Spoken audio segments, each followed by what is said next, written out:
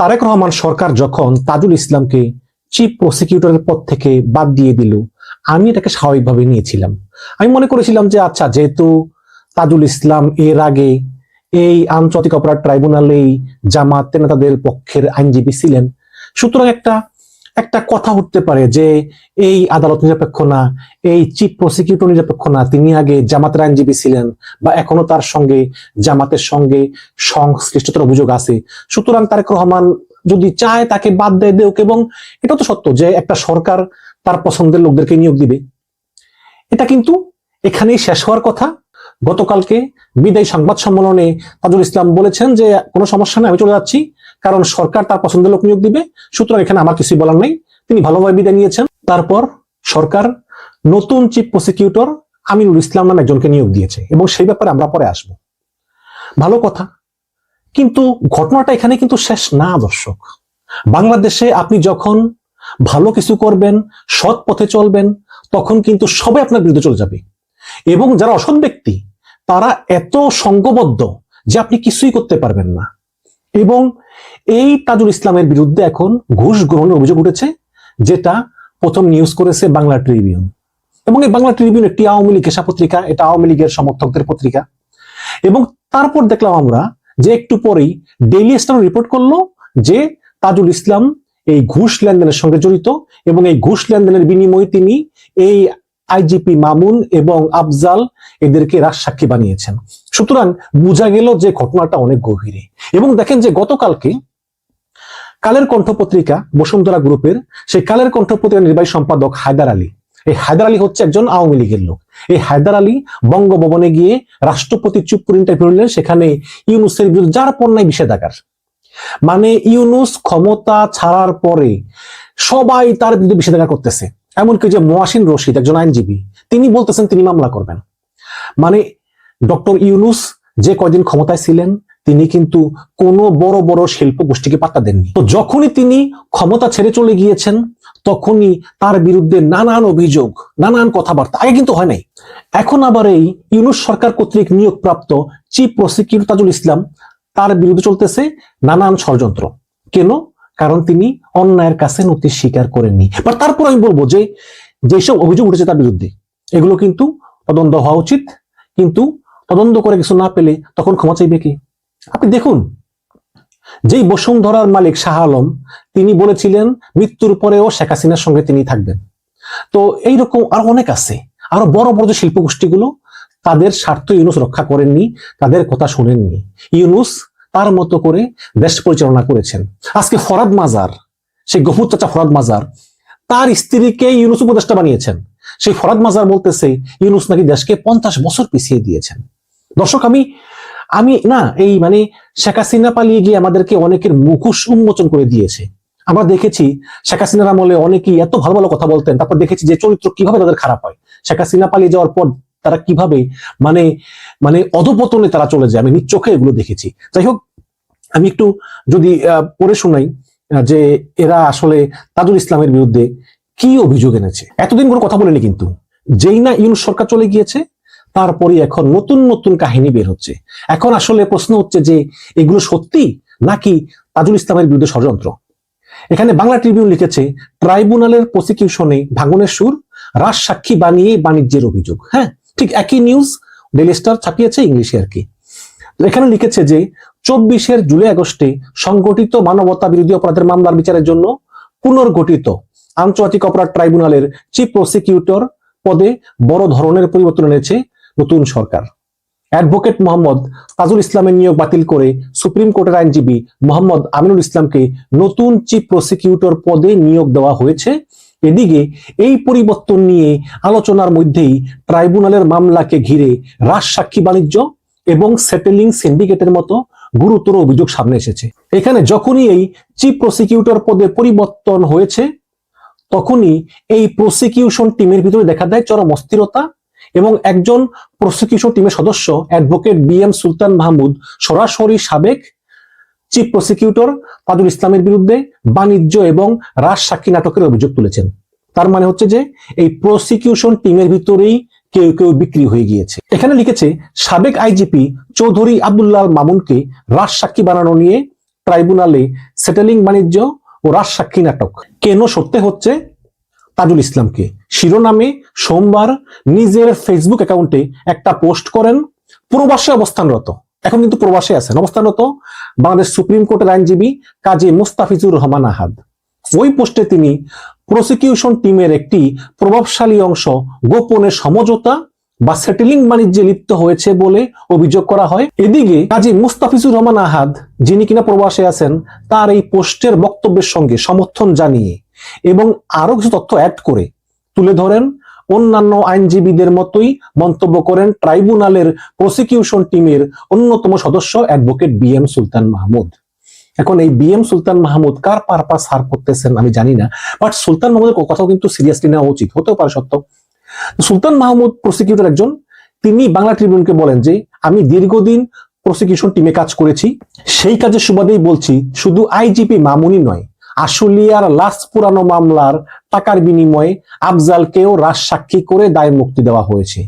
৩-৪ জনের একটি সিন্ডিকেট শুরু থেকেই এই চক্রে জড়িত। ধানমন্ডি তদন্ত সংস্থায় বসে সাবেক চিফ প্রসিকিউটর তাজুল ইসলাম এবং সুপ্রিম কোর্টের আইনজীবী জামাত নেতা শিশির মনির সিন্ডিকেট সাবেক আইজিপি মামুনকে রাজসাক্ষীর নাটক বানায়। সাবেক আইজিপি মামুনকে জিজ্ঞাসাবাদ করার জন্য ধানমন্ডি তদন্ত সংস্থায় আনলে সেখানে শিশির মনির উপস্থিত থাকতো। তারা দাগি খুনি পুলিশ কর্মকর্তাদের গ্রেপ্তার না করে পালানোর সুযোগ করে দিয়েছে নিরাপদে এবং চিফ প্রসিকিউটরের চেয়ারকে টাকা কামানোর হাতিয়ার হিসাবে তৈরি করে রেখেছে এই তাজুল সিন্ডিকেট। দেখুন, শিশির মনির থাকতেই পারে, একজন সুপ্রিম কোর্টের আইনজীবী, মাঝে মাঝে আইনের পরামর্শ দিতেই পারে। এখন যে অভিযোগ করেছে যে চৌধুরী মামুনকে কেন রাজসাক্ষী বানানো হলো, এটা তো সবাই জানে রে ভাই। শেখ হাসিনার বিরুদ্ধে যেই সকল অডিও এভিডেন্স গুলো আছে এবং অন্যান্য প্রমাণ আছে, এগুলো 100% না। যদি একজনকে রাজসাক্ষী বানানো যায় তাহলে এই এভিডেন্স গুলো আরো স্ট্রং হয় এবং এর জন্যই এই চৌধুরী মামুন সাবেক পুলিশ প্রধান তাকে রাজসাক্ষী বানানো হয়েছে। এটা তো সবাই জানে, তো গোপন কিছু না। এখন তারা বলতেছে যে এটা নাকি নাটক করেছে এবং টাকা কামানোর সুযোগ করে দিয়েছে।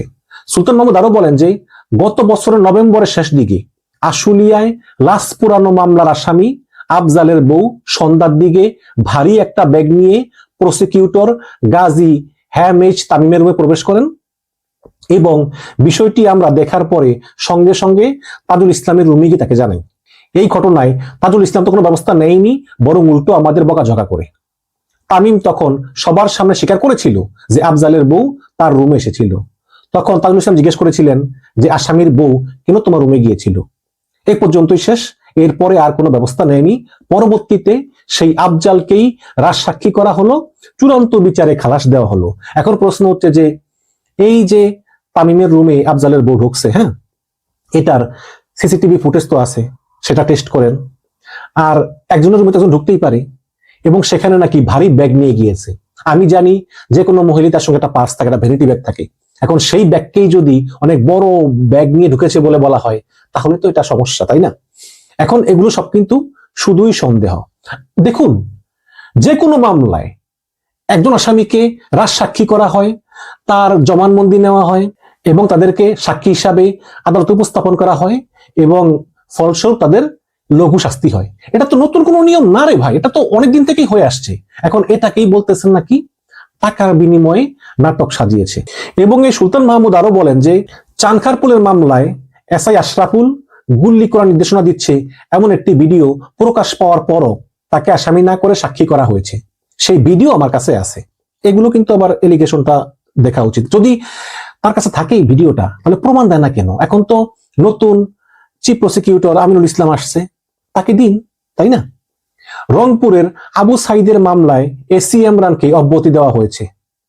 এই ইমরানের নাম কয়েকজন সাক্ষীরা আদালতে এসে বলেছে আওয়ামী লীগ নেতাদের শেখ হাসিনার মামলায় অন্তর্ভুক্ত করা যেত, কিন্তু সেটা না করে মামলা প্রতি 2-4 জনকে আসামি করে বিচার প্রক্রিয়া দীর্ঘায়িত করে জনগণকে ধোঁকা দেওয়া হয়েছে। এগুলো হচ্ছে 24-এর শহীদদের রক্তের সঙ্গে বেইমানি। এখন সুলতান মাহমুদ নামের প্রসিকিউটর সাবেক চিফ প্রসিকিউটর তাজুল ইসলামের বিরুদ্ধে যে অভিযোগগুলো এনেছেন সেগুলো তো আনলে হবে না। আমিও তো চাই আপনি এভিডেন্স দেন, আপনি প্রমাণ দেন, আপনার কাছে কি আছে এবং আপনি নতুন করে কথা বলেন। কথা বলে যদি তাজুল ইসলাম কোন অন্যায় করে থাকে, বিশ্বাস করেন আমি চাইতে শাস্তি হোক, কিন্তু সত্যি তাজুল ইসলাম করেছে নাকি ষড়যন্ত্র, এগুলো তো বললে হবে না, তাই না? এখন যদি তাজুল ইসলাম কাউকে ছেড়ে দিয়ে থাকে এবং কারো বিরুদ্ধে অভিযোগ গঠন না করে তাকে মুক্তি দেওয়ার সুযোগ করে দেয়, তাহলে আপনি নতুন করে সেই নতুন এভিডেন্স গুলো আপনি নতুন প্রসিকিউশন টিমে জমা দিন। জমা দিলে তখনই তো বোঝা যাবে, তাই না? তো বাংলা ট্রিবিউন তাজুল ইসলামকে জিজ্ঞেস করেছিল যে ঘটনা সত্যি কিনা। তাজুল ইসলাম বলেছেন যে এসব সম্পূর্ণ মিথ্যা ও বানোয়াট। কেউ ব্যক্তি চরিতার্থ করতে চাইলে সে বিষয়টি দুঃখজনক। এখানে স্বচ্ছভাবে বিচার হয়েছে এবং ট্রাইব্যুনাল তা প্রমাণিত হয়েছে। দেখেন, একটা ট্রাইব্যুনাল তো আছে যেখানে বিচারকরা বসে থাকে।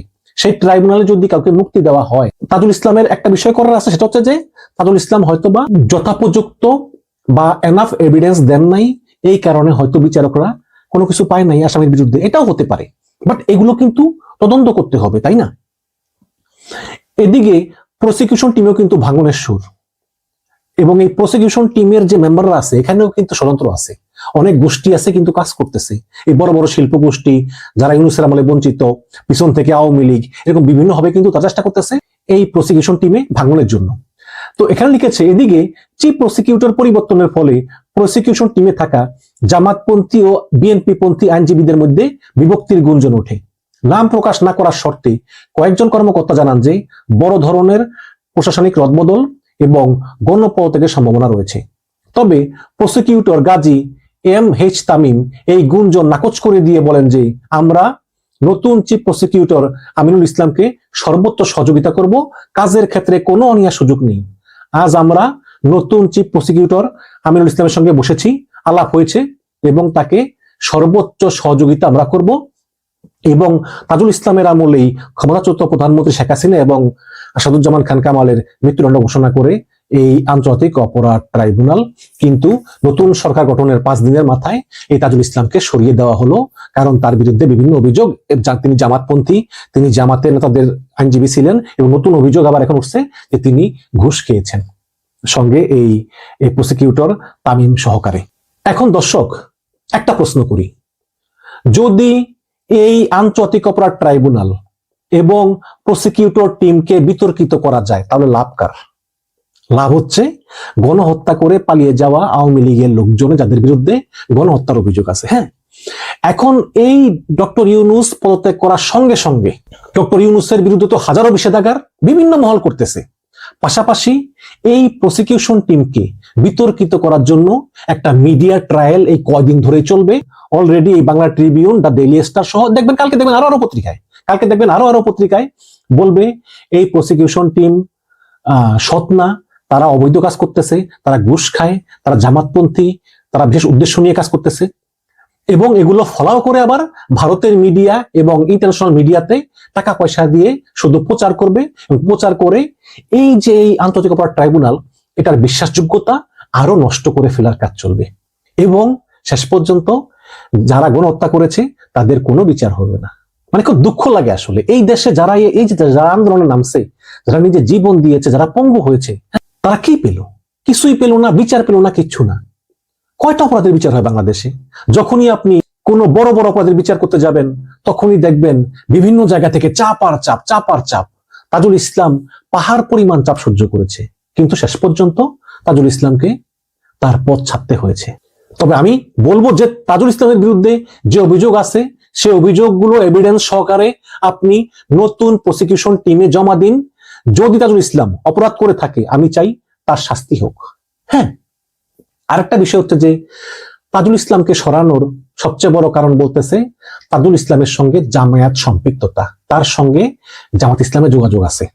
এই কারণে তারেক রহমান সরকার মনে করে যে তাজুল ইসলাম যে আদালতের চিফ প্রসিকিউটর, সেখানে যে কোনো বিচারের রায়ের বিরুদ্ধে একটা অভিযোগ উঠতে পারে যে যেহেতু তাজুল ইসলামের সঙ্গে জামাতের সম্পৃক্ততা আছে, সুতরাং তাজুল ইসলাম নিরপেক্ষ ছিল না, সুতরাং এই যে তথ্য প্রমাণ এভিডেন্স এগুলাও নিরপেক্ষ ছিল না, সুতরাং এই বিচার কার্য নিয়ে সন্দেহের অবকাশ আছে।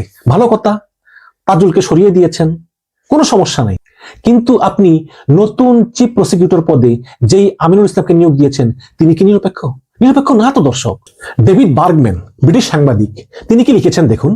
তিনি লিখেছেন যে হয়তো এতে অবাক হওয়ার কিছুই নাই, কিন্তু বাংলাদেশের আন্তর্জাতিক অপরাধ ট্রাইব্যুনালের নতুন চিফ প্রসিকিউটর আমিনুল ইসলাম, যিনি সুপ্রিম কোর্টের আপিল বিভাগের একজন জ্যেষ্ঠ আইনজীবী, তাকে কি নির্দলীয় বলা যায়? যায় না তো। এই আমিনুল ইসলাম ক্ষমতাসীন বিএনপির সঙ্গে ঘনিষ্ঠভাবে জড়িত। এই আমিনুল ইসলাম বিএনপির আইনজীবী ফোরামের কেন্দ্রীয় সহসভাপতি হিসাবে দায়িত্ব পালন করেছেন এবং সাম্প্রতিক নির্বাচনে হবিগঞ্জ 4 আসন থেকে বিএনপির মনোনয়ন চেয়েছিলেন বলে জানা গেছে।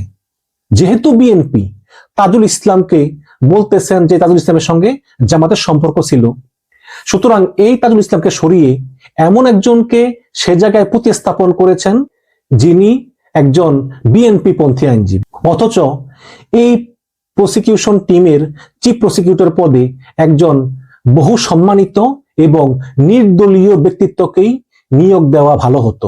এবং যদি একজন নির্দলীয় ব্যক্তি নিয়োগ দেওয়া যেত তাহলে এই নিয়োগ ট্রাইব্যুনালের স্বাধীনতার প্রতি জনগণের আস্থা আরো জোরদার করতে পারত। এখন এই যে জামাতপন্থী তাজুল ইসলামকে সরিয়ে বিএনপি পন্থী আমিনুল ইসলামকে নিয়োগ দেওয়া হলো, এখন তো ঠিকই আওয়ামী লীগ এবং ভারত সহ অন্যান্যরা প্রশ্ন তুলবে যে যেই আন্তর্জাতিক অপরাধ ট্রাইব্যুনালের চিফ প্রসিকিউটরের সঙ্গে বিএনপির সম্পৃক্ততা আছে সেখানে বিচার কতটুকু নিরপেক্ষ হবে, তাই না? প্রশ্ন তুলবে।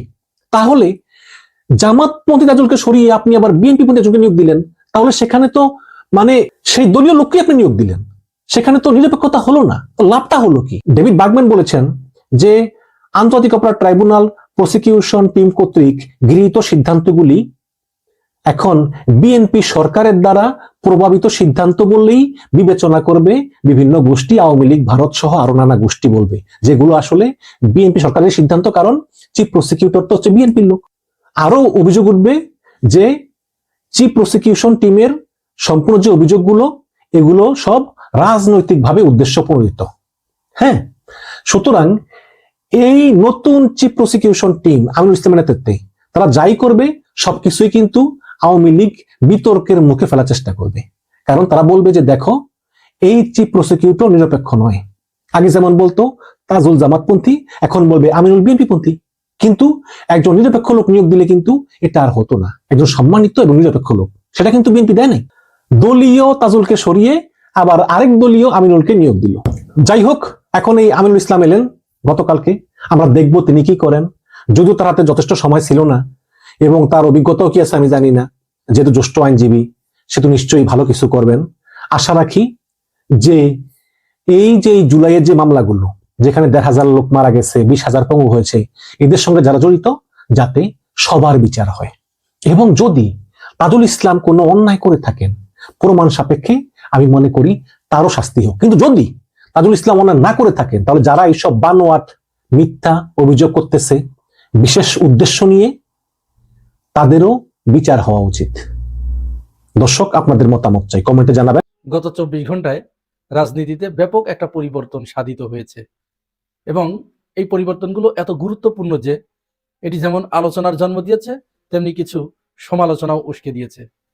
সমালোচনা উস্কে দিয়েছে এই কারণেই রাষ্ট্রের এমন কিছু গুরুত্বপূর্ণ জায়গায় বর্তমান প্রধানমন্ত্রী জনাব তারেক রহমান হাত দিয়েছেন এবং পরিবর্তন এনেছেন, যে পরিবর্তনগুলো এই মুহূর্তে প্রয়োজন ছিল না, তবুও তিনি করেছেন। কারণ যেহেতু তারা অ্যাবসলিউটলি মেজরিটি নিয়ে তারা সরকার গঠন করেছে, সুতরাং এখানে তারা অনেক কিছু করতেই পারে। তাদের একটা প্ল্যান আছে, তাদের পরিকল্পনা মতো তারা রাষ্ট্র পরিচালনা করবে, তাদের নিজেদের পছন্দের লোক বিভিন্ন জায়গায় বসাবে, এটি খুবই স্বাভাবিক, এটি তারা করতেই পারে। এখানে বিতর্কের কোনো কারণ আছে বলে আমরা মনে করি না। তবে যে জায়গাগুলোতে অত্যন্ত সুনামের সাথে কেউ কেউ দায়িত্ব পালন করছিল সেখানে রদবদল অনেকেই এটি ভিন্ন চোখে দেখছে।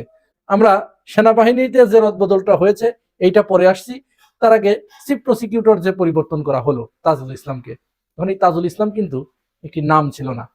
তাজুল ইসলাম বাংলাদেশের আওয়ামী লীগের লোকজনগুলো বাদে বাকি সমস্ত মানুষের হৃদয়ের ভিতরে তিনি প্রবেশ করেছিলেন। তিনি মানুষের হৃদয়ের রক্তক্ষরণ থামানোর জন্য চেষ্টা করছিলেন। তিনি অত্যন্ত নিষ্ঠার সাথে নিরলস পরিশ্রমের মাধ্যমে সমস্ত অপরাধীদেরকে তিনি আইনের আওতায় আনার একটা প্রচেষ্টা চালিয়ে যাচ্ছিলেন এবং এক্ষেত্রে তিনি অনেকটা সফল হয়েছেন।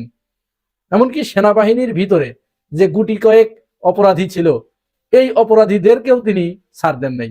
ধারণা করা হচ্ছে এবং রাজনৈতিক বিশ্লেষকরা এটাই মনে করছে যে সেনাবাহিনীর ভিতরে যে কয়জনকে তিনি গ্রেপ্তার করিয়েছেন, তাদেরকে ট্রাইব্যুনালে হাজির করেছেন, এদেরই একটা কারসাজিতে তাজুল ইসলামকে সরিয়ে দেওয়া হয়েছে।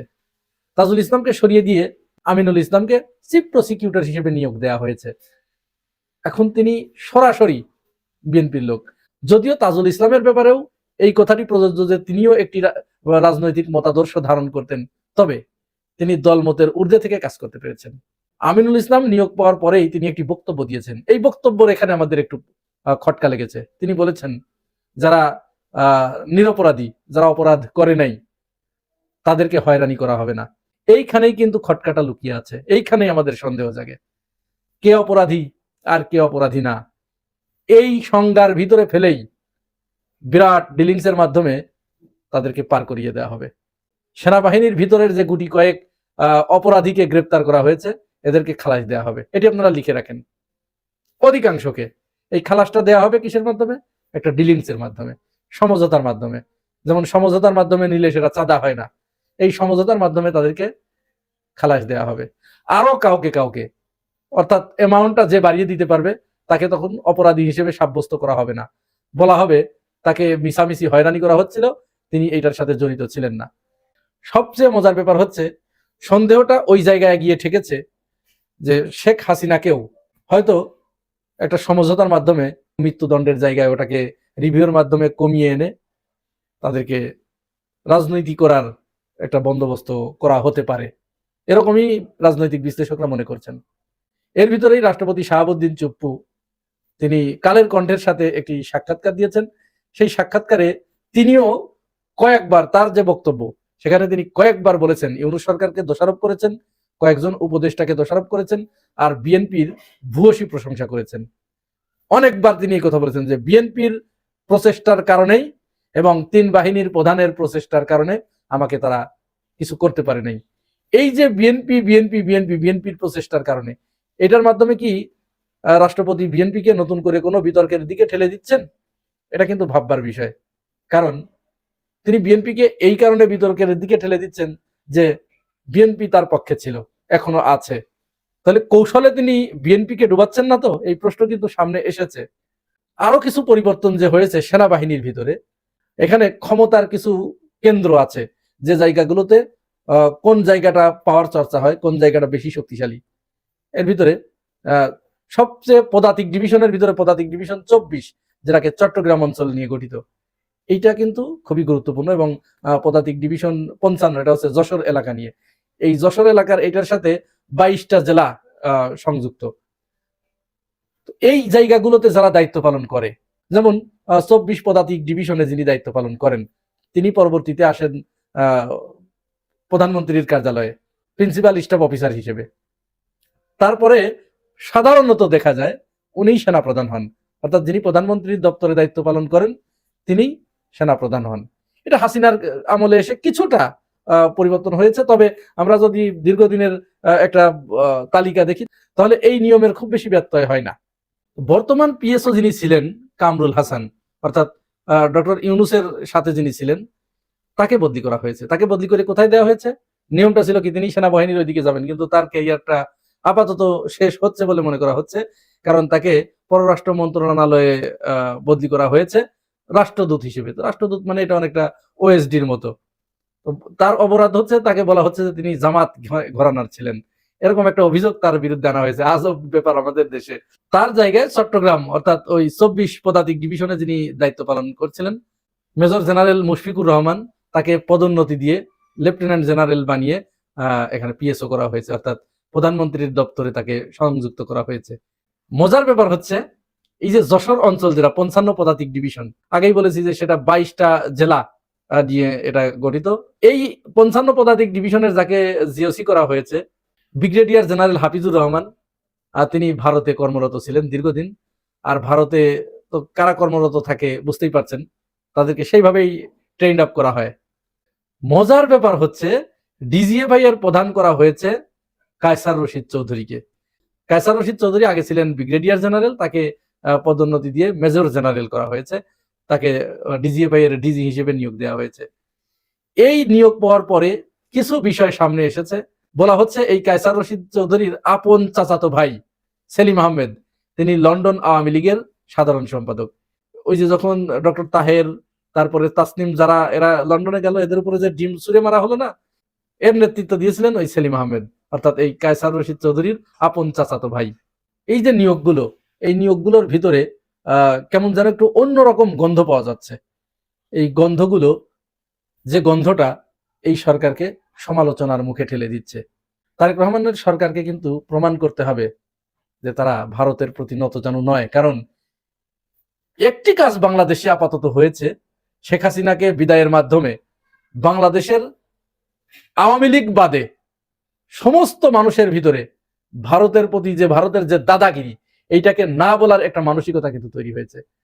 সুতরাং বিএনপি যদি এই পালসটা ধরে চলার চেষ্টা না করে, তাহলে কিন্তু বিএনপিকে এর চড়া মূল্য চুকাতে হবে।